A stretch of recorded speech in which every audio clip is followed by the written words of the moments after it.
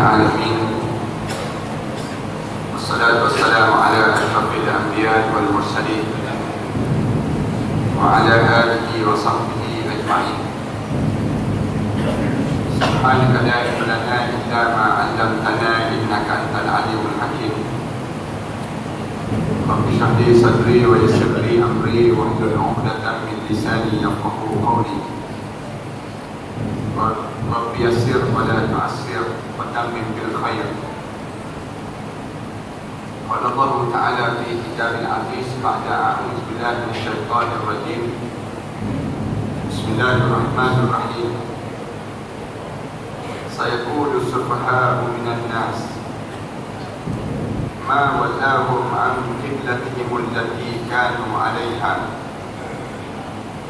قل لله المشرق والمغرب يهدي من يشاء إلى صراط مستقيم.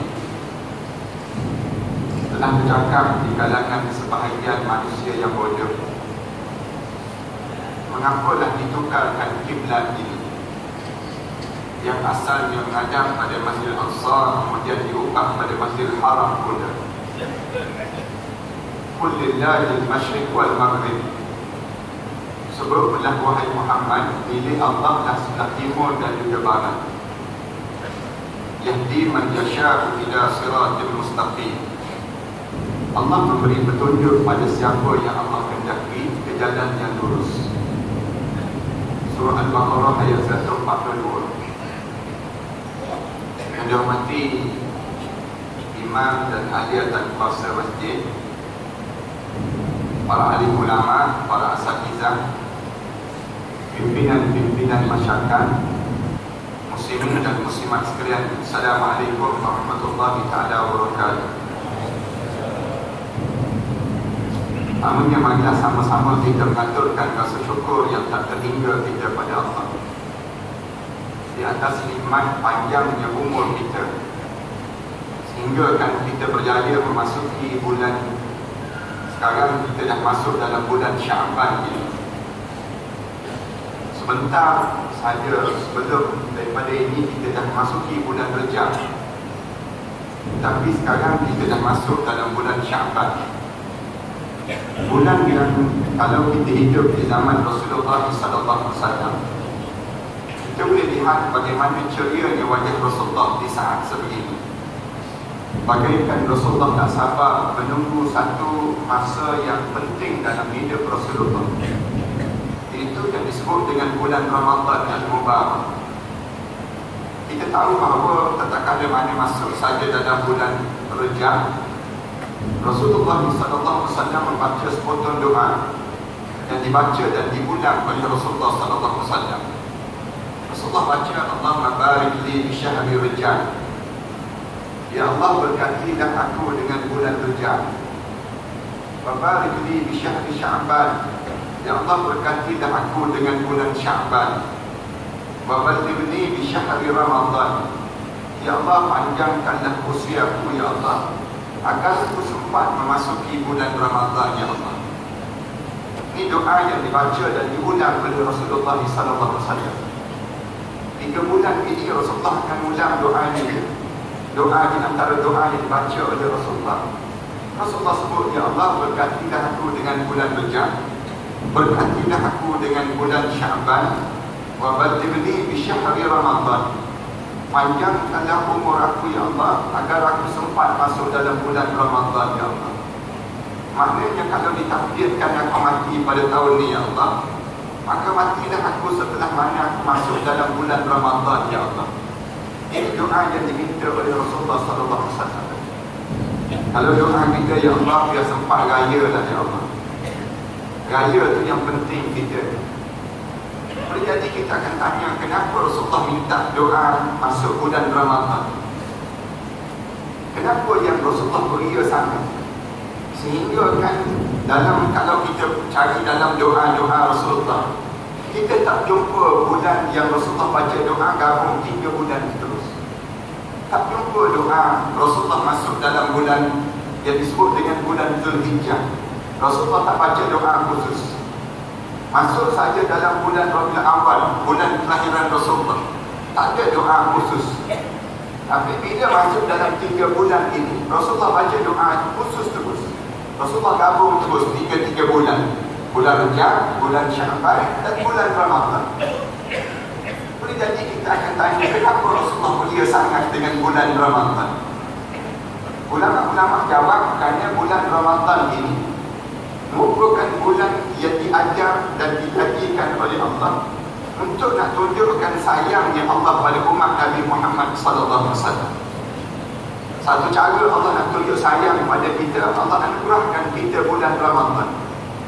Kita tanya, kenapa Allah anugerahkan kita bulan Ramadan? Sehingga kan Rasulullah menggambarkan Ramadan ini satu gambaran bagaikan tetamu yang datang. Rasulullah akan mengalu-alukan tak ada mana masuk bulan Rejab, bulan Ramadan, bulan Rejab, nak masuk bulan Ramadan ini, Rasulullah akan sentiasa sebut tentang Ramadan. Bahkan kita jumpa dalam hadis Rasulullah, bila nak masuk saja bulan Ramadan, nampak saja anak bulan, Rasulullah akan sebut terus ila khairan wa rushdun. Rasulullah sebut bulan yang membawa kebaikan dan juga petunjuk daripada Allah. Diulang dan diulang. Ulama-ulama jawab, ini satu cara Allah nak tunjuk sayang. Ramadan ini memanjangkan hidup kita ini tidak sepanjang usia umat terdahulu. Allah jadikan umat-umat terdahulu semua, Allah jadikan panjang-panjang usia mereka hidup. Allah nak tunjuk sayang pada umat Muhammad, Allah anugerahkan kita bulan Ramadan. Padahal bulan Ramadan ini bulan yang tidak dikenali sebelum datang Nabi Muhammad sallallahu alaihi wasallam. Tuan-tuan tahu bahawa bila zaman sebelum datang Nabi Muhammad, umat terdahulu hanya mengenali yang disebut dengan 4 bulan yang masyhur. 4 bulan dia yang terkenal. Bulan Rejab, bulan Zulkaidah, bulan Zulhijjah dan bulan Muharram. Ramadan tidak disebut. Ramadan tidak disebut. Bahkan dalam Quran Allah Subhanahu wa taala sebut, "Inna iddatash shuhur indallahi 12 syahra yawma khalaqas samawati wal ard minha arba'atun hurum." Allah sebut, bila Allah jadikan langit dan bumi ini, Allah mula jadikan masa yang perlu kita lalui. Ada lebih kurang 12 bulan. Allah Subhanahu wa taala sebut, "Inna iddatash shuhur." Bilangan bulan yang aku sediakan pada manusia ni, untuk manusia jadikan setahun masa dia nak lalu untuk digenapkan bilangan hidup dia, maka Allah jadikan 12 bulan. Daripada 12 bulan itu, minha arba'atun hurum. Daripada 12 bulan itu ada 4 bulan yang diharamkan oleh Allah. Bulan apa ni? Bulan Zulkaidah, Zulhijjah, bulan Rejab dan bulan Muharram. Ataupun kita mulakan Rejab, Zulkaidah, Zulhijjah dan bulan Muharram. 4 bulan. Ramadan tidak dikenali. Bila Ramadan dikenali? Bila datang Nabi Muhammad sallallahu alaihi wasallam. Datang Nabi Muhammad, Allah tunjulkan bulan Ramadan.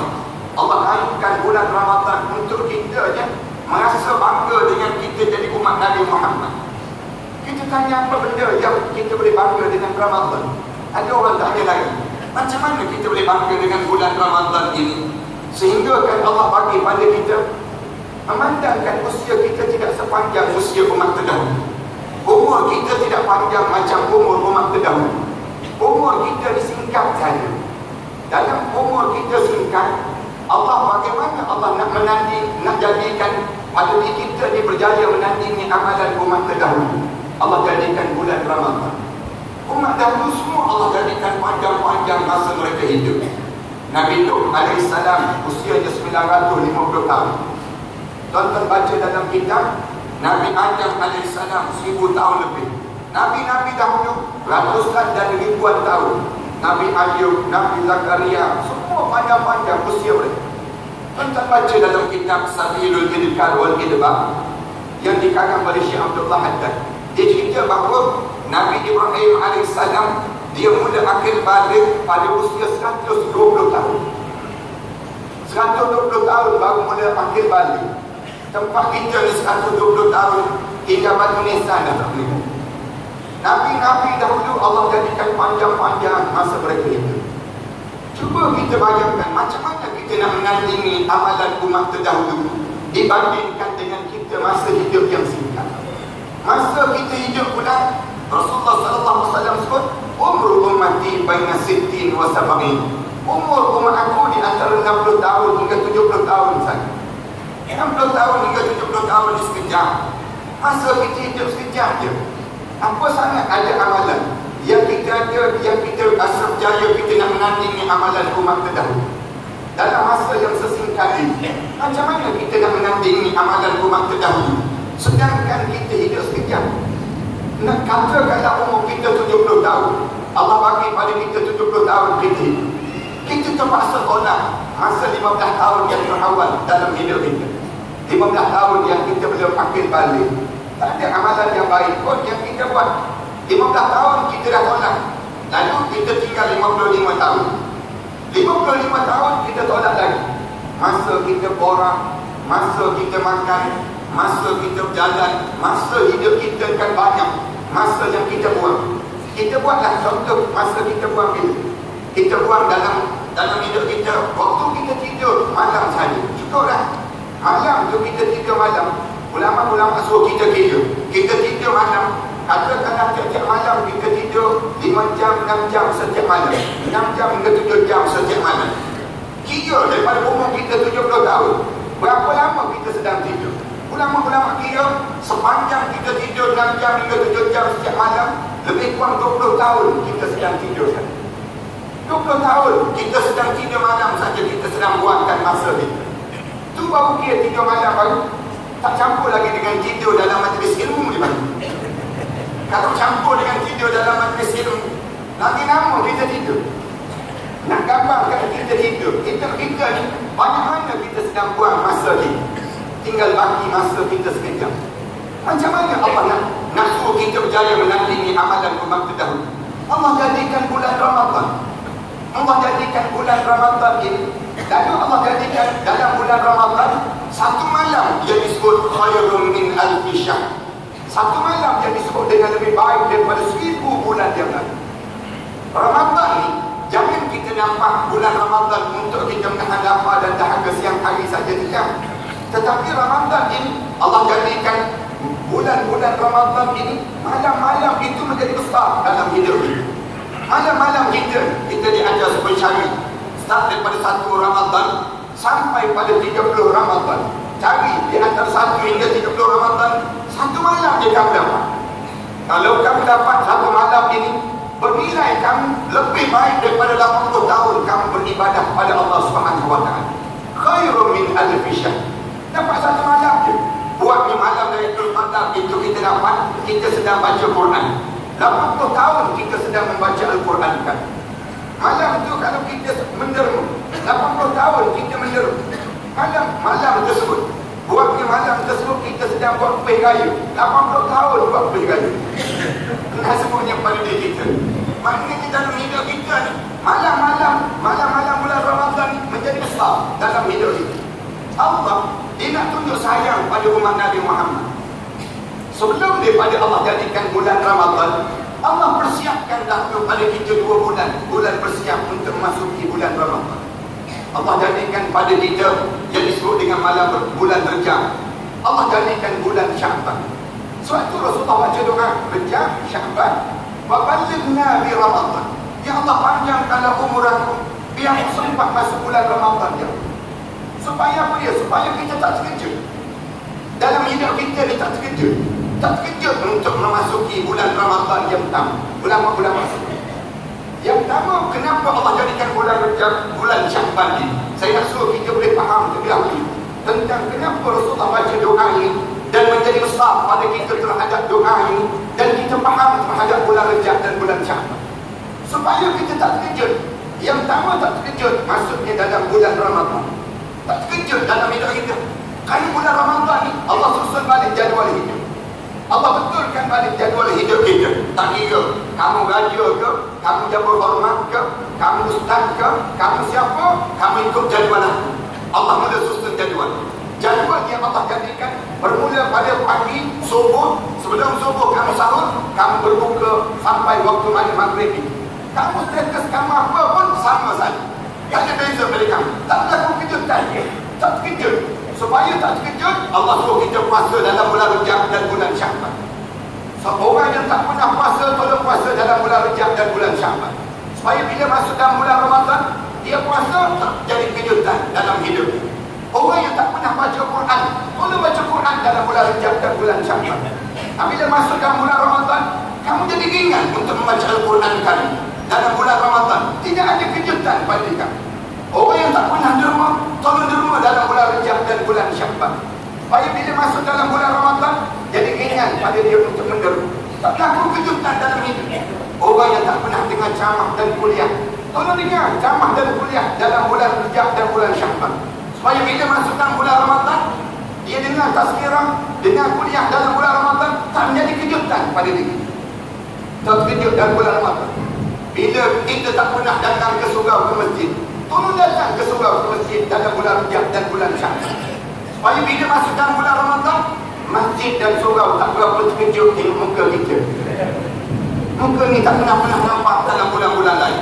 Bulan Ramadan nampak pula begitu. Orang kita akan demikian. Supaya tak berlaku kejutan, kita mula di kalangan kita ni, kita dah mula buat latihan. Rejab, Sya'ban, latih. Yang tahu latih. Latih apa dia? Latih. Jangan kita terkejut masuk dalam bulan Ramadan. Yang kedua, kenapa Allah jadikan bulan Rejab dan bulan Sya'ban? Yang kedua, Allah nak suruh latih. Jangan kamu terkejut bila kamu masuk dalam kubur. Yang besar lagi, jangan terkejut bila masuk dalam kubur. Kerana ramai di kalangan kita yang dah meninggal dunia tu, semua terkejut masuk dalam kubur. Kebanyakan di kalangan kita tu cengang-cengang masuk dalam kubur. Masuk dalam kubur dia terkejut. Para hadis kan bayangkan orang yang baru nak masuk dan orang yang masuk dalam kubur ni bagaimana terkejut melihat amalan yang tak cukup. Bagaimana saat mana kita menghadap depan Allah. Kita tak payah cerita orang yang menghadap depan Allah. Kita yang hidup atas dunia ni pun kita terkejut orang yang meninggal dunia. Orang meninggal dunia kita terkejut. Ada takdir Allah yarham yang baru meninggal dunia, kita terkejut. Allah kena rotan begitu meninggal dunia, kita terkejut. Terkejut kan kawan-kawan kita yang meninggal dunia. Bila dia meninggal dunia kita terkejut. Allah meninggal dunia, kita sebut muda lagi. Kawan-kawan kita, kadang-kadang anak-anak kita yang meninggal dunia ni, kita rasa terkejut. Muda lagi meninggal. Kita tanya dia, berapa umur dia? Baru 27 tahun. 27 meninggal. Sakit apa? Tak ada sakit apa pun. Dia tengah-tengah jogging, tengah-tengah elok, tersembab dia meninggal dunia. Kita terkejut. Meninggal, kita sebut. Kita rasa terkejut yang dia meninggal dunia. Dia yang meninggal lagi terkejut. Yang meninggal tu lagi terkejut. Mati aku. Masuk dalam tubuh tu terkejut. Allah. Mati dalam keadaan yang tak bersiap menghadap di hadapan Allah.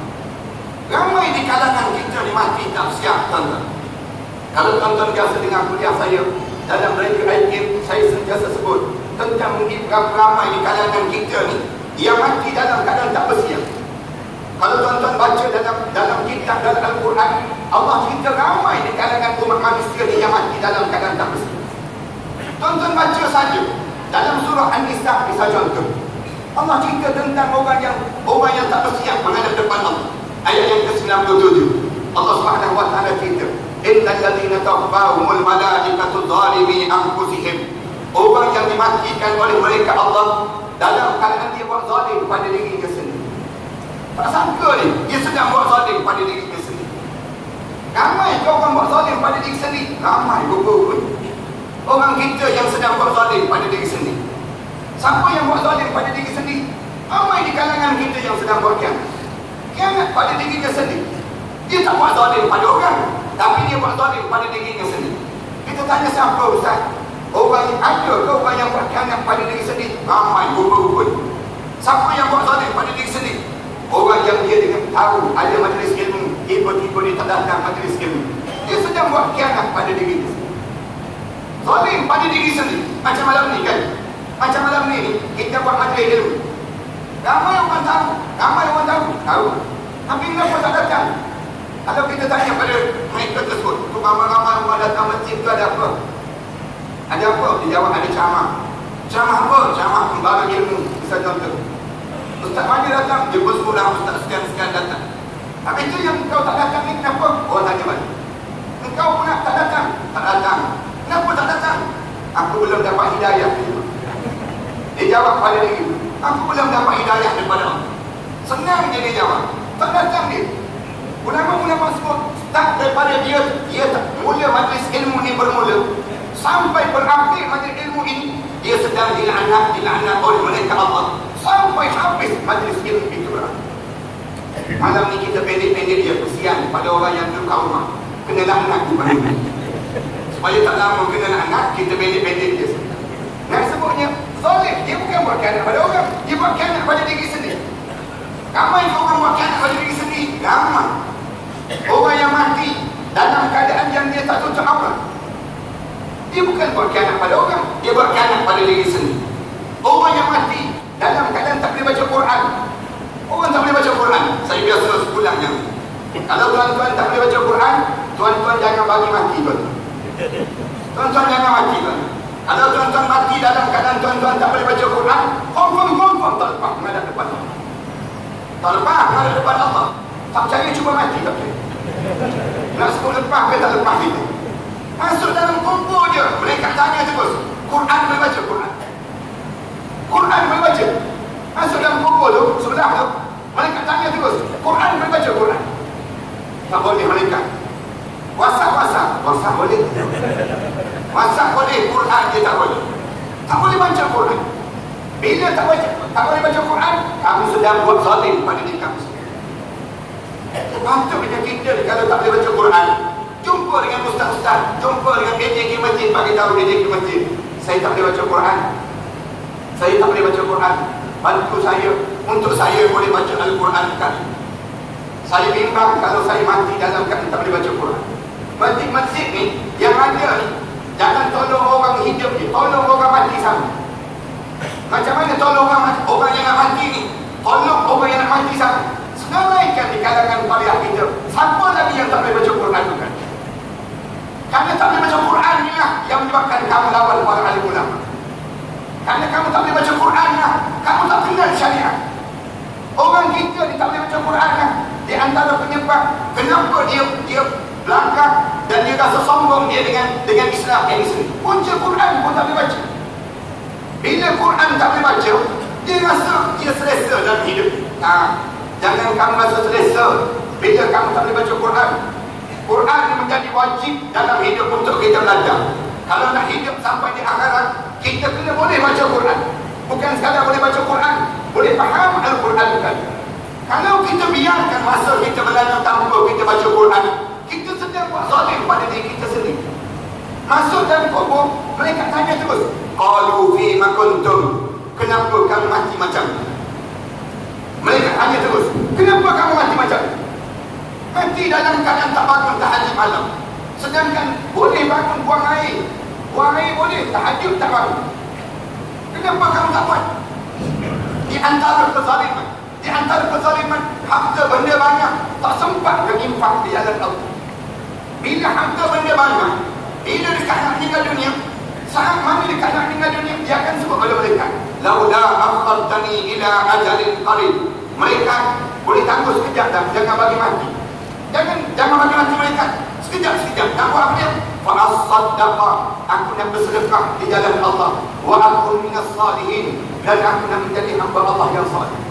Mereka jawab terus bagi pihak Allah, wa la yu'akhirallahu nafsan idza ja'a ajaluha. Allah tak tangguh dah bila saat kematian datang pada kalian. Wallahu khabirun bima ta'malun. Kerana Allah tahu perangai apa yang kamu akan lakukan bila ditangguh saat kematian datang. Ni dalam hidup kita ni, jangan sampai peringkat kita mati dalam keadaan yang kita tak bersiap. Tak ada persiapan. Allah jadikan bulan Rejab, bulan Syaban, bulan bersiap. Itu orang mati dalam keadaan zalim pada diri sendiri. Ada lagi orang yang mati selain daripada itu, mati dalam keadaan apa dia? Mati dalam keadaan sesat, menghadap di hadapan Allah, kosong amalan menghadap di hadapan Allah Subhanahu wa taala. Baca dalam surah apa dia? Dalam surah Al-Kahfi. Dalam surah Al-Kahfi ayat 132, Allah Subhanahu wa taala disebut bila Allah Subhanahu wa taala, qul hal nunabbiukum bil akhsarina a'mal alladzina dhalla sa'yuhum fil hayatid dunya wa hum yahsabuna annahum yuhsinuna sun'a ulaika alladzina kafaru bi ayati rabbihim wa liqa'ih fahabitat a'maluhum fala nuqima lahum yawmal qiyamati wazna. Allah sebut wahai Muhammad, nak tak kalau aku ceritakan pada kamu, orang yang masuk dalam kubur kosong amalan dia menghadap di hadapan Allah. Kosong menghadap depan Allah. Tuan-tuan nak buat macam mana tuan-tuan? Kalau kita masuk dalam kubur, pandang kanan, pandang kiri, tengok belakang depan, kosong amalan menghadap di hadapan Allah. Tengok-tengok tak ada. Tak semayang ke? Semayang, tapi semayang tidak diterima di sisi Allah. Tak puasa ke? Puasa, tapi puasa tak diterima di sisi Allah. Tak buat haji ke? Buat haji, tapi haji tidak diterima di sisi Allah. Kita nak buat macam mana demikian? Kita tak payah cerita banyak. Kita cerita atas dunia ni. Kita naik kapal terbang, turun ke kapal terbang, tiba-tiba kita turun sebuah negara. Misal contoh negara Korea Utara lah, senang cerita. Turun di Korea Utara. Bila turun kapal terbang, tengok beg duit tak ada, pasport tak ada, beg kita pun tak ada. Turun daripada kapal terbang, tiba-tiba tak ada apa. Kita nak buat macam mana?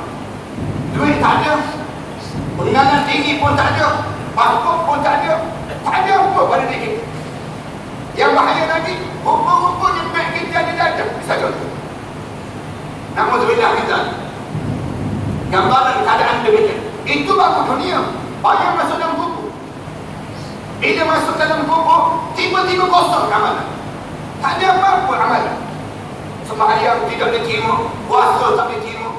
Saya biasa cerita ni, bila amalan kita jadi kosong, bila kita masuk saja dalam kubur ni, saat mana kita masuk dalam kubur ni, masuk saja tersebut kita nampak dah hujung kaki kita berdiri dua orang malaikat muka dan nakir, warna hitam ke biru-biruan. Dalam hadis Rasulullah cerita panjang tentang bagaimana saat pertama kali kita masuk dalam kubur. Jangan kita nampak bila turunkan jenazah tu tanah saja yang ada. Tak. Di sebalik itu kita seorang nampak apa yang sedang berlaku. Saat mana kita dalam kubur seorang-seorang, orang tu turun kubur kita, dia adalah hak kita. Kemudian tanah-tanah yang turun, kita bunyi ni, bawah telinga kita disedar, kita dengar suara tanah tu sebut pada kita, selamat datang wahai hamba Allah, selamat datang, sekejap lagi kamu boleh lihat bagaimana Allah akan lakukan aku akan lakukan pada kamu sekejap. Kita boleh rasa semua. Bila orang dah muda tinggalkan kuburan kita ni, malaikat dua orang, malaikat muka dan nakir ni bergerak terus depan muka kita. Bila bergerak depan muka kita, saat itu saat yang penting pada adanya amalan. Tiba-tiba tak ada amalan. Allah sebut, "Qul hal nunabbi'ukum bil akhsarina a'mal alladzina dhalla sa'yuhum fil hayatid dunya." Kenapa kamu tak ada amalan? Kamu biarkan diri kamu sesat sepanjang kamu hidup di atas dunia ini. Itu tanya sesat ke Ustaz? Macam mana boleh sesat? Macam mana boleh sesat? Saya nak sebut sikit sesat kat mana. Allah jadikan pada kita bulan Rajab, Allah jadikan bulan Syaban untuk membetulkan kesesatan kita. Sesat kita ni sampai tiap kali mana kita solat, tiap kali mana kita solat, kita kena sebut ihdinas siratal mustaqim. Ya Allah, bimbingkanlah kami ke jalan yang lurus, ya Allah. Jalan yang lurus. Kenapa kena bimbing? Pelik kan? Jalan yang lurus tak perlu bimbing. Jalan yang bengkok tu kena bimbing. Jalan yang lurus ni kan, bila kita jalan yang lurus, kenapa kena dibimbing? Patutnya jalan yang betul. Jalan yang betul je, tak kena bimbing. Tak perlu. Jalan yang bengkok tu kena bimbing. Tak, Allah sebut jalan yang lurus ini perlu dibimbing. Kenapa kena bimbing? Kerana jalan ini dilalui oleh para nabi, para siddiqin, para syuhada wa salihin. Tak mudah melalui jalan agama.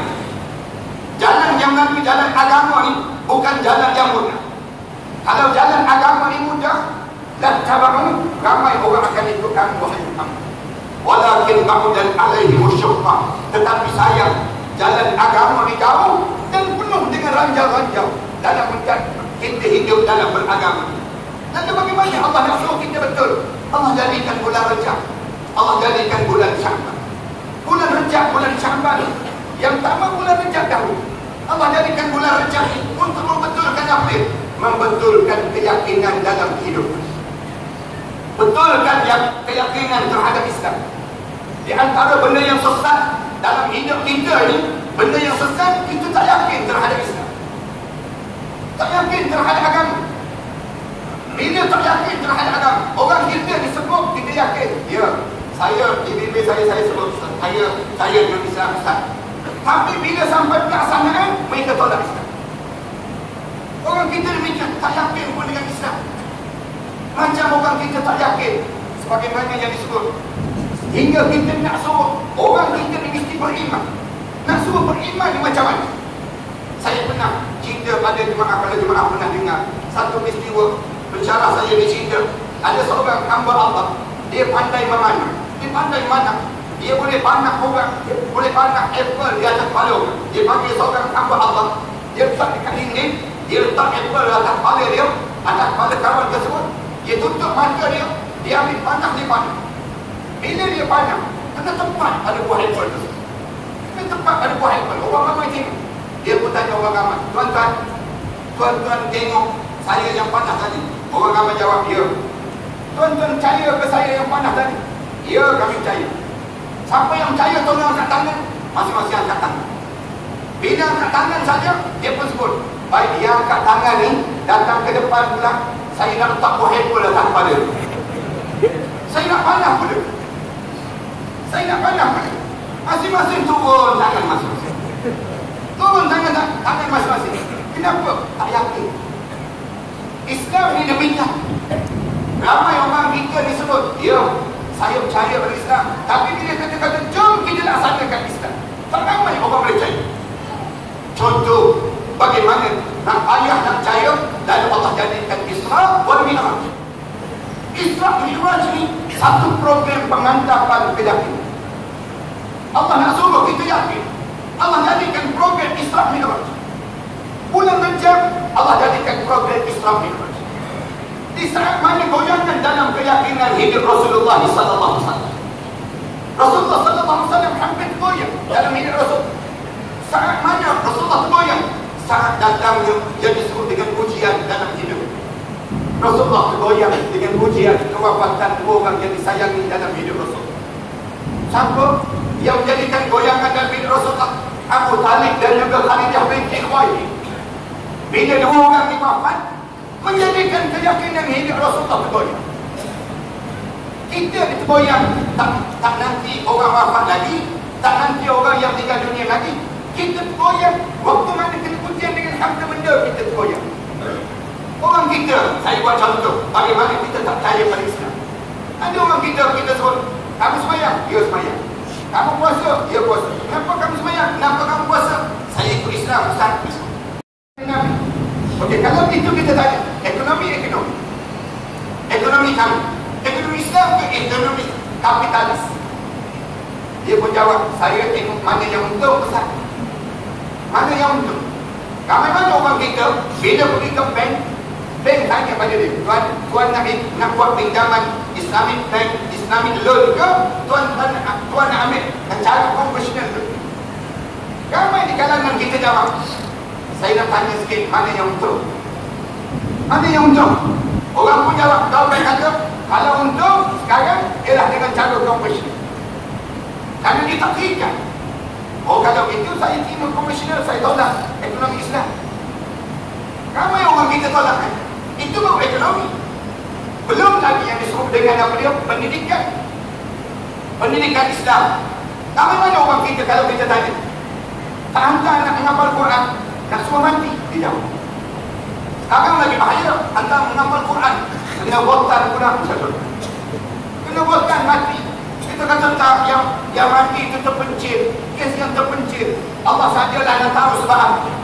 Tapi kita nak sebut, kenapa tak hantar nak menghafal Quran? Kita tanya contoh, kenapa tak hantar nak menghafal Quran? Dia pun jawab balik, nak suruh kerja apa Ustaz? Anak saya nak suruh jadi imam, anak saya nak suruh jadi AJK masjid, anak saya nak suruh jadi apa? Kalau menghafal Quran, tak ada masa depan menghafal Quran. Orang kita sebut demikian. Habis itu, jom kita hantar anak kita belajar sekuler, belajar pendidikan sekuler. Tak percaya pun dengan Islam. Kita tak yakin dengan Islam. Dalam pendidikan, ramai mana orang kita tak percaya dengan pendidikan Islam. Tak ada masa depan, kata dia. Yang ni asal gambaran kita tak percaya dengan sistem pendidikan Islam. Itu belum cerita lagi tentang politik Islam. Politik Islam, orang kita jawab, ada ke politik Islam Ustaz? Politik suku, agama suku ni. Orang kita sebut banyak kali, politik ni jangan sebut besar. Politik ni benda yang kotor. Jangan sebut tentang benda yang kotor. Habis Nabi Muhammad, apakah orang dalam politik tak terlibat dengan dosa pahala? Syurga neraka. Orang politik boleh tuduh orang sebegitu saja. Boleh tuduh orang, boleh buat sidang akhbar, kemudian kata pada orang begitu saja. Orang politik terlibat dengan dosa pahala syurga neraka. Di sana ada cara Islam. Yang Islam ajar macam mana politik Islam, macam mana sosial Islam. Tapi orang kita kata, saya tak peduli Ustaz. Saya tak peduli. Maknanya beliau, kamu tolak Islam dalam hidup kamu. Kamu tolak Islam. Bila sampai bulan Rejab, Allah suruh terima balik. Betulkan keyakinan. Kat mana kita terganggu keyakinan kita? Orang Anda sekarang sebut keyakinan kita terganggu kat mana? Bila kita dekat nak meninggal dunia. Bila dekat nak meninggal dunia, Rasulullah sebut dalam hadis Rasulullah cerita hadis Anas bin Malik radhiyallahu anhu, cerita panjang. Bila dekat nak meninggal dunia, kebanyakan di kalangan kita kena ganggu. Siapa yang ganggu? Syaitan. Syaitan datang menyamar menjadi Allah hayat itu. Syaitan datang ni. Syaitan sebut, wahai anakku, jangan mati dalam Islam, matilah dalam Yahudi. Apa dahulu meninggal dunia dalam Yahudi? Kalau kamu nak suruh selamat, kamu mati dalam Yahudi. Bila kita cuba juga nak mengucap 2 kalimah syahadat, syaitan datang sebelah kiri, menyamar menjadi Allah ibu kita. Dia akan suruh apa dia? Wahai anakku, jangan mati dalam Islam, matilah dalam Kristian. Ibu dahulu ni, buah dada ni, susu ni yang pernah menyusukan kamu, dan kamu matilah dalam Kristian kalau kamu dah suruh selamat bersama dengan ini. Allahu Akbar. Di Kedah ni, syaitan Kedah dia tak datang cerita tentang Yahudi. Syaitan Kedah dia tak bagi tahu matilah dalam Yahudi. Orang Kedah dengan Yahudi, tahu dengan Yahudi. Orang Kedah ni tak sama. Tapi di Kedah ni, dia datang saja dia sebut terus. Syaitan Kedah ni kata apa dia? Wahai anakku, jangan mati dalam Islam, matilah dalam Islam liberal. Matilah kamu dalam Islam nasionalis. Matilah kamu dalam Islam sekularis. Matilah kamu dalam Islam sosialis yang digambarkan pada saat sebelum. Ramai orang kita mati dalam keadaan demikian. Namun sebenarnya bulan Rejab, Allah suruh betulkan balik keyakinan. Hidup ini keyakinan dengan Islam. Macam mana nak suruh yakin dengan Islam? Allah jadikan satu program yang kamu tak terfikir pun dengan logik akal. Tak logik pun. Kalau cerita Isra Mi'raj guna logik akal, memang tak logik. Mana mungkin itu boleh berlaku? Kata demikian. Tetapi Islam sandarkan dalam hidup ini, jangan sandar sangat cerdik kamu. Jangan kamu ingat otak kamu itu lebih cerdik. Tetapi ada lagi yang lebih mencerdikkan hidup kamu. Apa dia? Allah turunkan Al-Quran dan hadis Rasulullah SAW untuk mencerdikkan dalam hidup. Maknanya dalam hidup kita ni, kalau kita tak boleh baca Quran, tak faham Quran, hidup kita tak mengerti terhadap Al-Quran kali, kita dianggap bodoh dalam hidup. Saya pernah cerita pada tuan-tuan bagaimana dia berlaku waktu mana saya pulang daripada Mesir. Balik saja daripada Mesir dalam 17 tahun yang sudah. Saya balik, saya dijemput syamah di kalangan pensyarah universiti tempatan. Saya dijemput syamah tentang peristiwa Isra wal Mi'raj. 2 jam diberi peluang pada saya ceramah. Saya ceramah. Bila saya ceramah tentang Isra Mi'raj, cerita tentang Isra Mi'raj, daripada awal sampai berakhir tersebut, saya cerita dalam masa 2 jam. Habis dia ceramah, ada lebih kurang 60 orang pensyarah universiti tempatan. Bangun, mencarah, buka sesi soal jawab untuk tanya soalan. Bila buka sesi soal jawab saya, bangun seorang pensyarah. Dia sebut, Ustaz, saya profesor dalam bidang sekian-sekian. Saya nak tanya Ustaz, cerita Isra Mi'raj yang Ustaz cerita ni betul ke tak betul, Ustaz? Dia tanya balik. Kita kata dah 2 jam dah ceramah, baru tanya. 2 jam dah ceramah, penat dah itu. Baru tanya betul ke tak betul? Saya jawab, betul Prof, wajib beriman. Kalau Prof tak beriman yang ni, boleh jatuh kufur pada Allah. Boleh jatuh kufur pada Allah. Dia pun jawab balik, Ustaz, logik sikit Ustaz. Kalau betul lah Isra' Mi'raj ini berlaku, Ustaz, berapa kelajuan tekanan isi palu angin Rasulullah naik? Hanya soalan demi. Saya ingat lagi bila dia tanya demikian, saya kata, Prof duduk, Prof. Saya nak jawab panjang sikit, Prof. Saya nak jawab panjang sikit. Dia pun duduk. Prof, Allah ni, dia nak suruh kita jadi cerdik. Allah bagi sumber-sumber mencerdikkan kita. Allah dia nak suruh kita jadi cerdik. Allah bagi kita sumber untuk menjadikan kita cerdik. Ulama-ulama ajar pada kita. Yang pertama, Allah bagi jawab. Jawab yang maksudnya panca indera.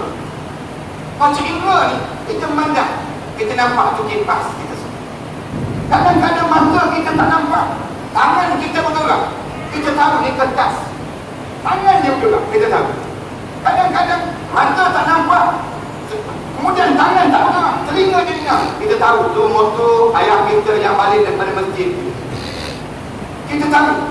Kadang-kadang mata tak nampak, telinga tak dengar, tangan tak bergerak, kita cium je. Susah. Ni bang bentuk orang. Ini sumber yang pertama yang Allah bagi. Sumber ni contoh kita sebut. Sumber ni Allah bagi pada binatang-binatang. Makhluk-makhluk yang lain Allah bagi. Bukan manusia je, Allah bagi pada binatang.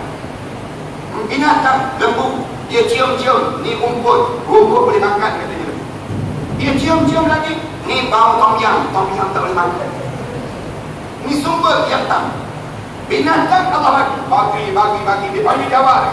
Binatang kita tahu sumber, tapi Allah dia nak suruh kita cerdik daripada binatang. Allah bagi sumber yang kedua, nak suruh kita jadi cerdik. Sumber yang kedua apa dia? Allah bagi akal. Allah bagi akal ni nak suruh kita jadi cerdik. Satu Islam dagang, jangan minum akal. Siapa yang minum akal, dia rosakkan akal. Rasulullah sebut, siapa yang minum akal sedikit, 40,000 tahun dia dalam neraka Allah SWT. Kena 2 titik, 80,000 tahun dalam neraka. Kena 3 titik, 120,000 tahun dia dalam neraka. Orang minum agak, dia tak minum 3 titik, dia minum 4 botol. Selagi tak boleh hayam, dia tak berhenti. Jangan isap dalam, jangan isap heroin, jangan isap apa dia, tai lembu, jangan isap. Jangan terlibat dengan daun ketuk. Semua tersebut boleh menjadikan kerosakan akal. Kenapa? Kerana akal ni nak dibezakan dengan binatang. Allah bagi akal. Kalaulah manusia dah mula dalam hidup dia, mula rosakkan akal dia, maka dia lebih teruk daripada binatang. Manusia dirosakkan akal ni. Dia boleh bunuh orang, dia boleh rogol orang, dia boleh tak peduli. Bila akal dia jadi rosak, lebih teruk daripada binatang. Dia sanggup buang anak dia minumkan, bila dia lebih teruk daripada binatang. Binatang Allah jadikan pada dia tak ada akal. Nak bezakan kita dengan binatang. Binatang cerdik macam mana pun dia tak boleh mengajar binatang-binatang yang lain. Binatang dia cerdik kan. Kita buat contoh beguk. Beguk dia tahu kapan muda kapan tua. Tapi bila beguk ni dah tua, dia tak boleh mengajar beguk-beguk yang lain. Dia tak boleh buka kelas tuition sebenarnya. Nak mengajar pada beguk-beguk yang lain, ni kapan muda, ni kapan tua. Yang boleh mengajar pada beguk yang lain ni siapa dia? Manusia juga. Manusia ni Allah lebihkan dia. Tapi Prof, saya sebut pada Prof tersebut. Tapi Prof, akal kita ni pun tersilap. Sebagaimana panca indera kita boleh tersilap. Kita tersilap pandang. Kita ingatkan sepupu kita, rupa-rupanya orang lain. Sebagaimana telinga kita boleh tersilap dengar. Sebagaimana kita hidup dalam keadaan tersilap. Banyak tersilap. Akal kita ni pun ada lagi yang benda yang kita boleh fikir, dan ada benda yang kita tak boleh fikir. Akal kita ni terbatas, Prof, saya sebut. Benda yang tak boleh fikir, salah satu Isra' wal Mi'raj. Benda yang tak boleh fikir apa dia? Yang salah satunya azab kubur dan nikmat kubur. Benda yang kita tak boleh fikir, benda yang tak boleh fikir, kerana terbatas. Akal kita ni cerdik, macam mana pun kita tak boleh nak menandingi kecerdikan Allah dalam hidup. Macam mana Allah nak suruh jadi kita cerdik? Allah bagi sumber yang ketiga. Nak suruh jadi kita cerdik, lalu Allah bagi pada kita Al-Quran dan hadis Rasulullah SAW. Al-Quran dan hadis ni sumber kecerdikan dalam hidup.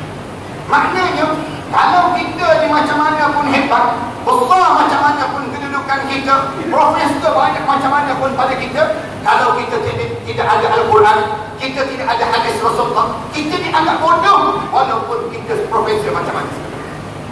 Saya sebut bodoh tu untuk kepala, tak angkat-angkatlah kepala. Allah jadikan Isra' Mi'raj ini nak suruh kamu iman. Bagaikan siapa? Bagaikan Abu Bakar As-Siddiq radhiyallahu anhu. Jadikan bagaikan Abu Bakar. Tatkala mana yang bagi tahu pada Abu Bakar ni Abu Lahab. Abu Lahab bagi tahu pada Abu Bakar, Abu Bakar, kamu percaya tak?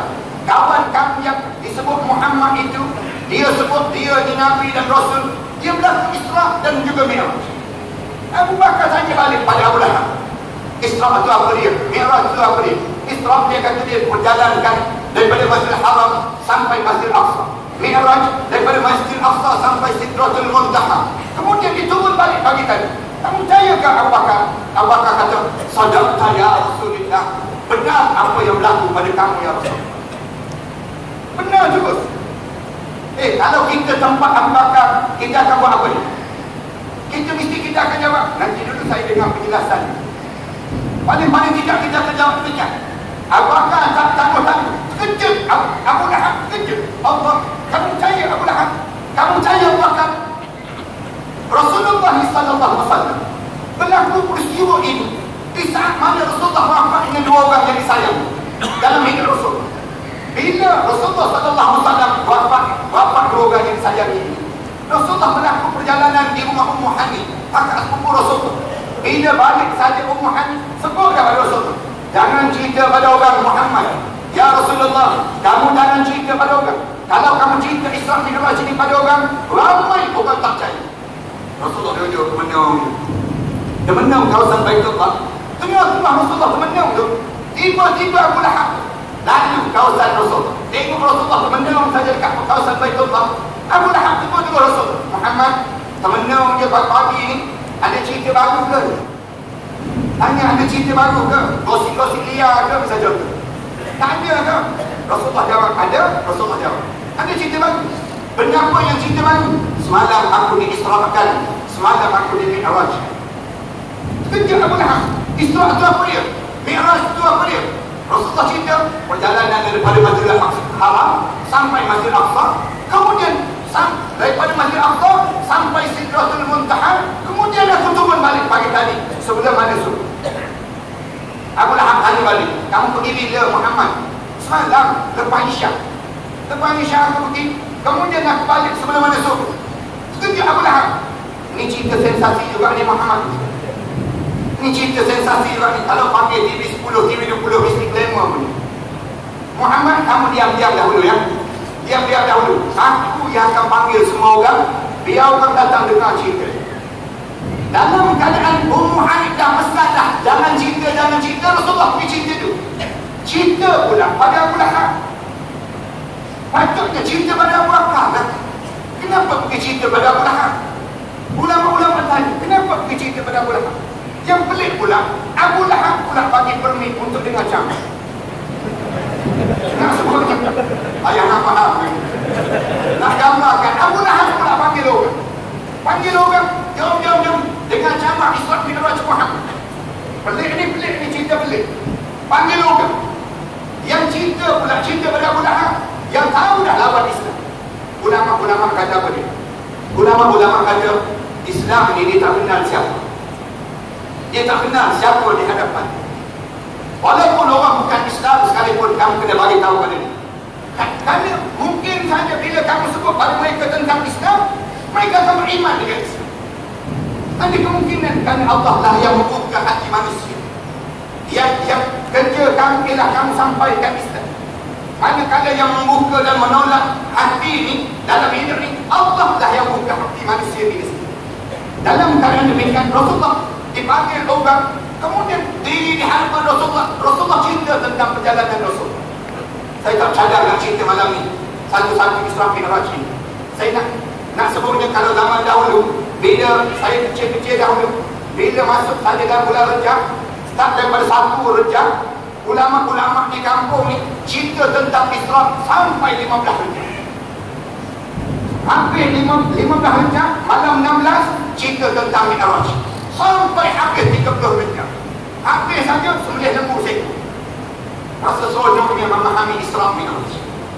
malam ni tak tahu ada lembu ke tak lembu. Kalau malam ni ada bihun pun satu rahmat. Cuma nak sebut di gambaran memahami Isra' Mi'raj ini menjadi besar. Yang kedua, mukjizat besar lepas pada Al-Quran Karim dan hadis Rasulullah SAW. Mukjizat yang ada pada Rasulullah yang Allah bagi lepas pada Al-Quran ialah Isra' Mi'raj. Jadi besar. Bila Rasulullah cerita tentang Isra' Mi'raj, Rasulullah sebut, Rasulullah kata aku tidur di rumah Muhammad, tiba-tiba turun malaikat Jibril. Kemudian dia bawa aku dalam keadaan jubah putih itu, bawa ke telaga Zamzam. Siap disampai di telaga Zamzam, dibelah dadaku. Bila dibelah saja dadaku, dibersihkan, basuh 3 kali dengan air Zamzam. Kemudian ditutup kembali. Kemudian dibawa datang dengan binatang Burak. Rasulullah sebut, Burak pula dalam keadaan terloncat-loncat, dalam keadaan tak sabar-sabar, menunggu untuk membawa aku melalui perjalanan pengembaraan yang membawa kepada aku menghadap di hadapan Allah Subhanahu wa taala. Burak itu terloncat-loncat. Dalam keadaan terloncat itu kata Rasulullah, malaikat Jibril tegur Burak. Burak, cuba tengok ni, siapa sebelah kami? Burak tu berhenti baru tengok dia kata macam Rasulullah sallallahu alaihi wasallam. Bila sebut macam Rasulullah, malaikat Jibril sebut terus, inilah Nabi kita Muhammad sallallahu alaihi wasallam. Bila sebut Nabi Muhammad tu, Rasulullah kata Burak ni tersipu-sipu malu ni, lebih malu daripada seorang anak dara yang orang lelaki masuk meminang dia, kata Rasulullah, untuk berkahwin dengan dia. Malunya anak dara kan. Anak dara zaman dahulu lah. Anak dara zaman kita ni payah dah. Anak dara zaman dahulu kita kena sebut pada dia. Ayah-ayah ni kena sebut pada anak-anak dara ni.